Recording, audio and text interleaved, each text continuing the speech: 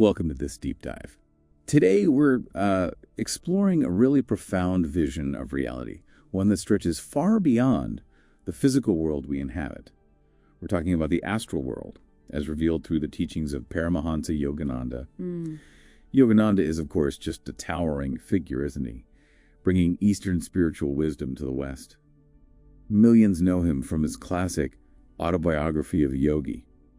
And he founded the Self-Realization Fellowship to share what he called a universal science of God realization. Right. Presenting spiritual growth, not just as faith, but, well, as a systematic path. And that really is the core of his approach, isn't it? He taught that concepts like the astral world, they aren't just philosophy, or something abstract you just believe in. He presented them as verifiable dimensions, accessible through specific practices. Practical. Exactly. And understanding them is actually essential for making tangible progress on the spiritual path.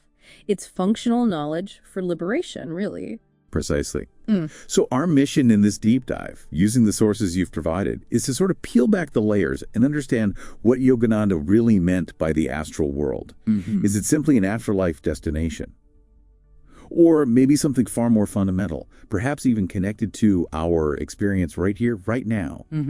Get ready, because some of the insights here, well, they can really shift your perspective. They really can. Okay, let's unpack the cosmic view Yogananda lays out.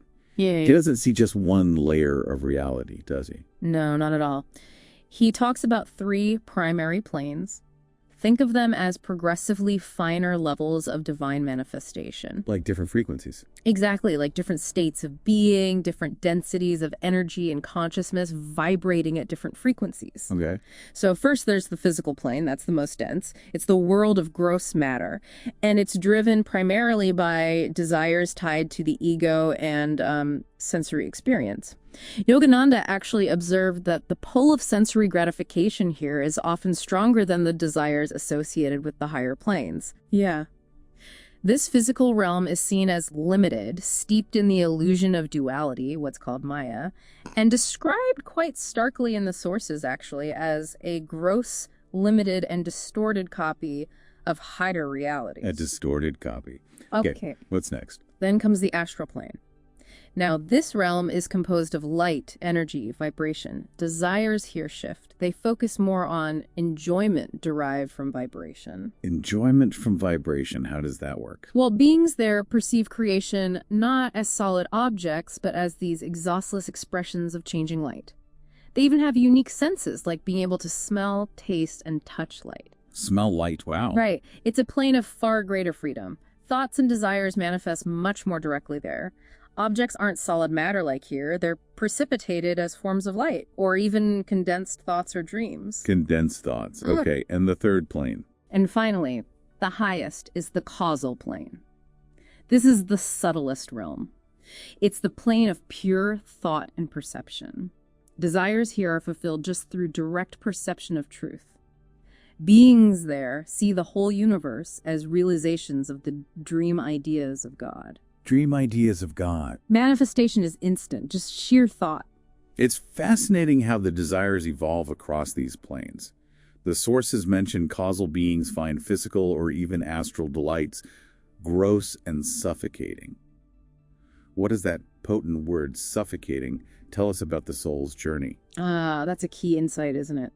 Suffocating implies that attachment to the experiences of these lower planes actively hinders or, constricts the soul's inherent urge towards liberation, towards union with higher consciousness. So it's not just a preference. No, it's a recognition that these attachments literally impede spiritual freedom. And the causal plane's instant manifestation by thought that highlights the ultimate state of consciousness as creation. And the astral sits in the middle. Exactly. The astral is the vital stage to learn the incredible power of conscious thought and will, but it's in a realm where manifestation isn't yet instantaneous perfection.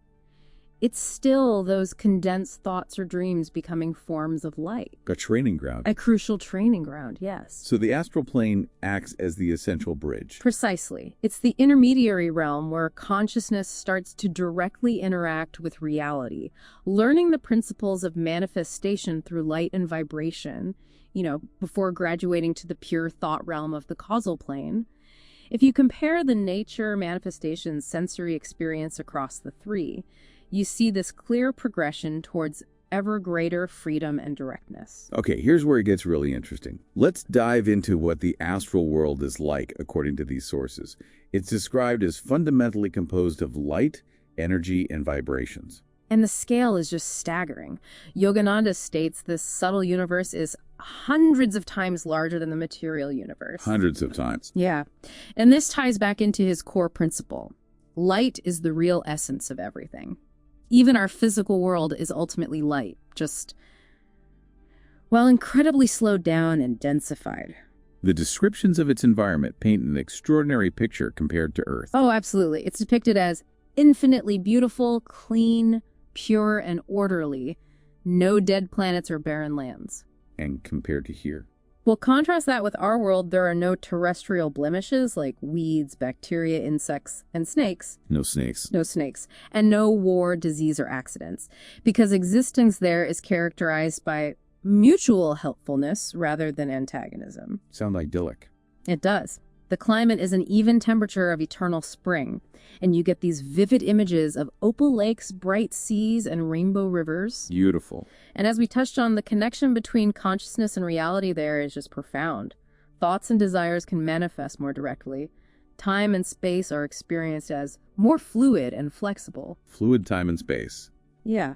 Even things that appear solid, these astral solids, they can be instantly transformed into astral liquids, gases, or energy solely by the will of the inhabitant. Just by will. Just by will. Needs are met simply by mere command of will. Transforming solids with just thought. That's wild. What does that inherent malleability signify about that plane of existence? Well, it dramatically illustrates how reality becomes a direct reflection of consciousness as you evolve beyond the physical, doesn't it? The astral world is really where you learn the power and also the responsibility of your thoughts and will. It's in a much more responsive environment than the physical. Like a direct feedback loop. Exactly. Like stepping into a world where your mind has direct visible effects.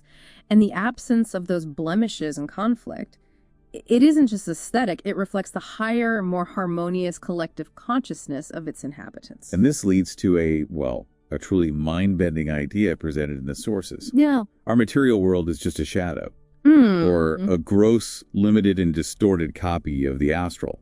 This is one of the most revolutionary insights, I think. The sources explicitly state that the blueprints for everything in the physical universe were first conceived astrally as forms of heavenly light. Blueprints? Yes. This flips our usual perception entirely, doesn't it? It suggests the astral isn't just a place after this life, it's the energetic template, the underlying structure behind this life. Wow. So what does that radical perspective imply for us then? If the physical is a shadow, a copy, and the astral holds the blueprint, could that explain things like physical suffering or limitations in our world? This raises a critical question, absolutely. The teaching includes the detail that many chronic diseases of karmic origin, deeply imprinted in the astral body, cannot be healed by purely physical means. So the roots are astral. It suggests that certain fundamental causes, particularly those rooted in karma, originate on the astral plane and then manifest physically. So understanding this subtle realm becomes crucial, not just for grasping the afterlife, but for a deeper, more holistic understanding of the root causes of physical challenges and potentials in this life. It implies that to truly heal or change the physical copy, you might need to address the blueprint. Precisely. That seems to be the implication. Okay, let's talk about the inhabitants. What are astral beings like? Their bodies are described as being made of prana, or vital energy, and lifetrons, and they are clothed in gossamer light. Yes. Their forms are described as luminous and radiant, subtle and ethereal. Unlike us, they do not age or suffer from disease, and they typically appear youthful and beautiful. Sounds nice. Doesn't it? And a truly unique characteristic is the malleability of their bodies. They can change based on the soul's desires and thoughts. So they can alter their appearance. At will. Their very form, even assuming things like luminous robes, becomes an expression of their inner spiritual state and light. That capacity to change form based on thought. What does that signify about their existence? Well, it profoundly illustrates that in the astral realm, Your inner state is your outer reality. Your spiritual advancement, your karma, your thoughts, your desires, they're not hidden. They are directly reflected and experienced through the dynamic form of your astral body. It's a realm of immediate karmic and conscious feedback. Instant feedback. Yes. And the capabilities listed in the sources just highlight how different this body is from our physical one. And those capabilities are incredible. Instantaneous movement, telepathic communication. But perhaps the most mind-bending, as you said, is their sensory perception. They possess an intuitional sense. Intuitional sense. Meaning they experience sensations not just through specific organs, but through any part of their body. Okay. Yes, you can apparently see through an ear, nose, or skin, and hear through eyes or tongue, or taste through ears or skin. That's hard to imagine. Isn't it? They also have 3 eyes, with the chief astral eye vertically placed on the forehead, being openly perceived. Experiencing senses through any part of the body. It completely transcends our physical limits. What does this suggest about their mode of knowing? It really points to a move beyond our limited compartmentalized physical senses, doesn't it? Towards a more holistic, unified, and intuitive way of perceiving reality. Knowledge and sensation aren't mediated solely by organs, but are a more direct function of pure consciousness, linked to the development of that intuitive faculty. And the third eye is key. The chief astral eye, yes.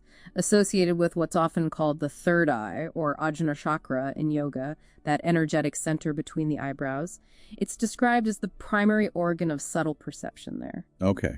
And how do beings come into existence or arrive there? It's explicitly stated they are not born of woman. Right.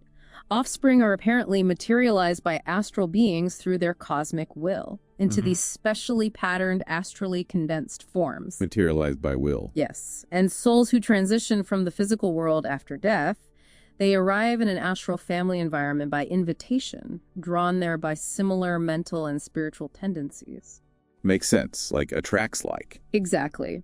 The sources also mention the ability of astral beings to assume any form, to easily commune together, and even a temporary transformation of animals or flowers into astral men. Fascinating. So, following Yogananda's teachings, what happens to us when we die physically? The soul passes over to the life after death and goes to the astral world. The physical body is seen just as a garment or maybe an overcoat that's shed. Just shed, yes. The soul itself, of course, is considered immortal. And where does the soul go in the astral planes after death? Well, that's determined by their good or bad karma. Nearly everyone enters the astral planes for a period to work out the seeds of past karma through astral incarnations. So you can have incarnations there too. Apparently so. However, if their karma dictates a strong attachment to material life, they will return to earthly incarnations sooner.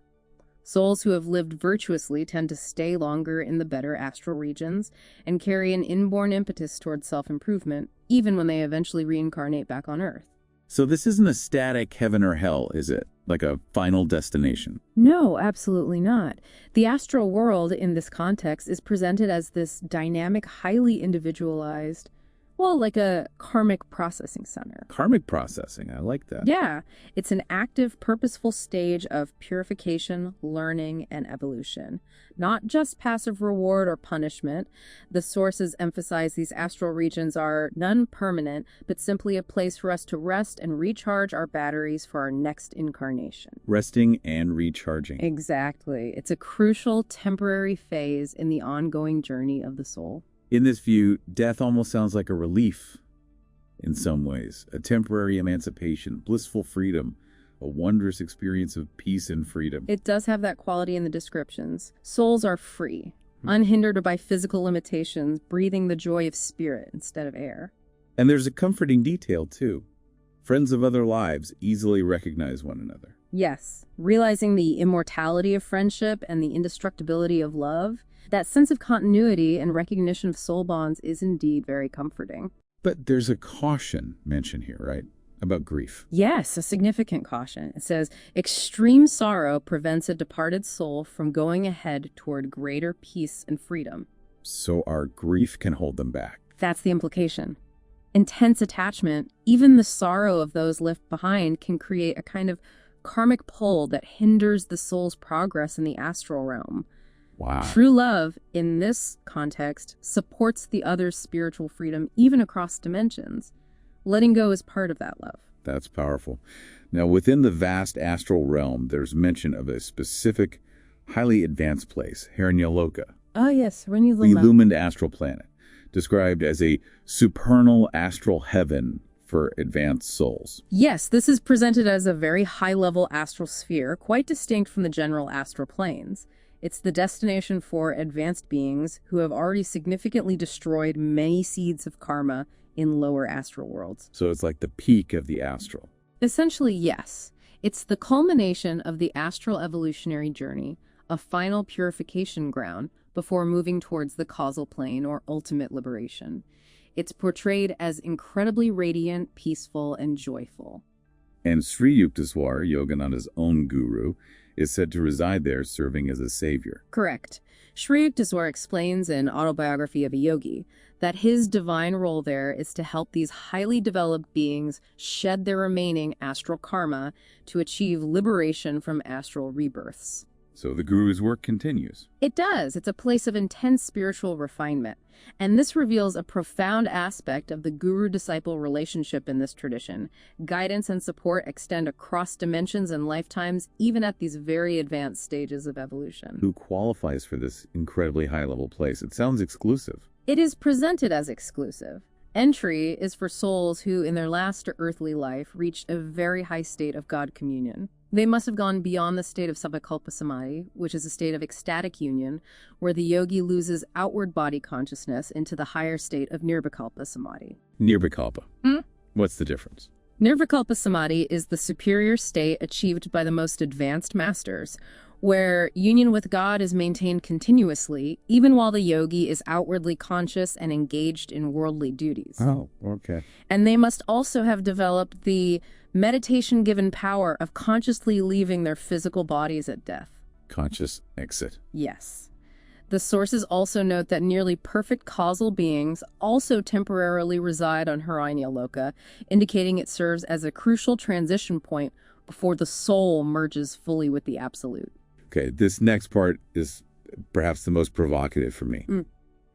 The sources strongly emphasize the possibility of consciously accessing the astral world now while still in the physical body. Yogananda asks, why wait for death when you can have that greater freedom now? This completely reframes the astral realm, doesn't it? It's not just a post-mortem destination. It's presented as an accessible dimension for conscious spiritual growth and exploration in this lifetime. Accessible now. Accessible now, and if you attain this conscious access now, you retain it after death. This allows for more purposeful progression, or maybe a conscious return to Earth if needed. Without this development, the astral experience after death might be less vivid, perhaps more like a rejuvenating sleep with astral dreams, rather than full conscious participation. And how is this conscious access achieved? Through meditation. Meditation is presented as the fundamental portal, yes. The practice is seen as a natural scientific process of gradually detaching consciousness from identification with the physical body and its limitations. This allows awareness to perceive subtler realities, and Kriya Yoga, Yogananda's central teaching, is highlighted as a definite scientific technique of self-realization, specifically designed to facilitate this conscious transcendence and attunement with higher planes. And a key element in this process involves something called the spiritual eye. Yes, this is paramount. It's described as the single eye of intuition and omnipresent perception, located energetically at the Christ center, or Ajna chakra, between the eyebrows. The doorway. The doorway to the highest states of consciousness, exactly, including conscious access to the astral and causal realms.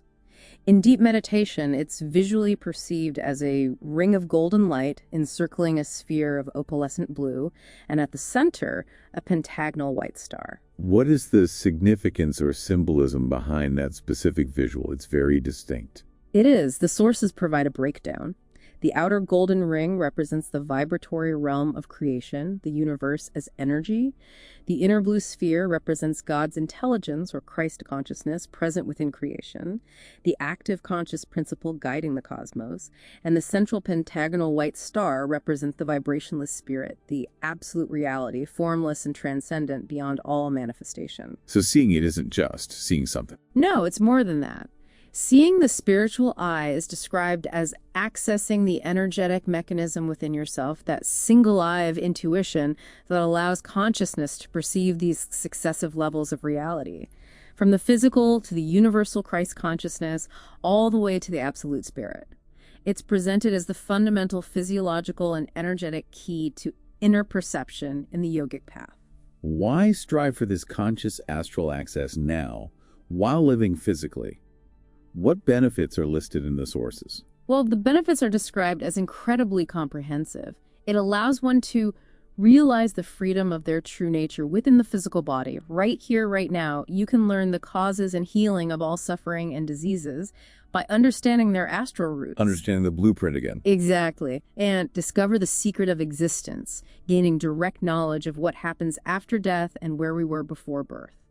This practice empowers you to live in the material world without losing divine connection, and crucially for liberation, progressively burn up earthly karma without needing forced earthly incarnations. So it speeds things up. It's presented as a dynamic path to self-mastery and significantly accelerating spiritual evolution, yes. It sounds like an incredible realm, the astral world. But is it the ultimate goal in Yogananda's teachings? Is that where you want to end up?